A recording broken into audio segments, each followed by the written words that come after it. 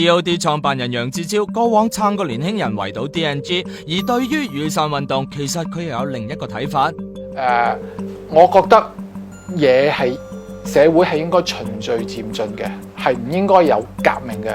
咁而雨傘運動呢個擺到明話係一種嘅革命啦。咁我聽到革命呢個字咧，我就覺得好驚啦。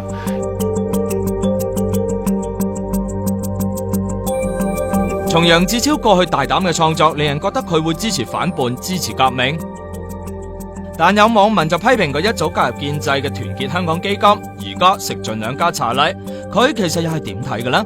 我做年青人咧，如果我係而家係啱畢業嘅年青人咧，我會好慘咯。佢哋嘅前景唔係好明朗咯。佢哋連自己地方住都冇得住咯，好多。我覺得佢哋係好慘嘅一群嚟嘅。咁而佢哋需要發泄。咁而呢個，我覺得雨傘運動咧，照我嚟睇咧，就係一種嘅發泄方法。但楊志超講到12年廣東道 DNG 保安趕香港人事件，當時嘅佢仲大讚 DNG 嘅示威者維護自身權益、反抗霸權，令佢好感動。佢喺上個月幫團結香港基金拍廣告嗰陣時就咁講過。如果唔瘋狂，如果唔癲，如果唔破格咧，就唔係創意啦。但係而家佢反而咁樣去形容雨傘運動，又係唔係今天的我打到昨日的我呢？我覺得佢哋 make 咗個 point 就應該停啦。我覺得佢哋即係點到即止嘅所謂。G.O.D 主打香港特色，面對中港融合、自由行公港、地產霸權，銅鑼灣同尖沙咀嘅分店都敵唔過加租逼遷嘅命運。楊志超就唔多抗拒呢種新香港特色嘅。其實自由行 suppose 應該大和香港嘅經濟喎，唔應該係一個問題嚟嘅。我覺得港英政府嗰陣時仲弊。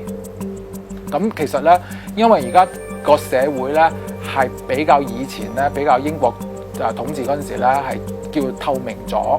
我覺得嗰啲所謂嘅控權嗰啲人咧就冇咁猖狂，但係我覺得仍然都係存在嘅。但係更多係本地人反對赤化、反對自由行，喺本質上對香港造成動盪。不過楊志超嘅口吻就有啲似團結基金咁建制啦。我相信係啦，呢種都係一種嘅歧視 ，which 係唔好嘅，係包括種族歧視、性別歧視，都係一種唔好嘅歧視咯。我覺得我哋有好多自己嘅怨氣，但係咧就用咗佢哋為一啲嘅藉口咧嚟到去發泄，咁我覺得呢個係唔公平嘅。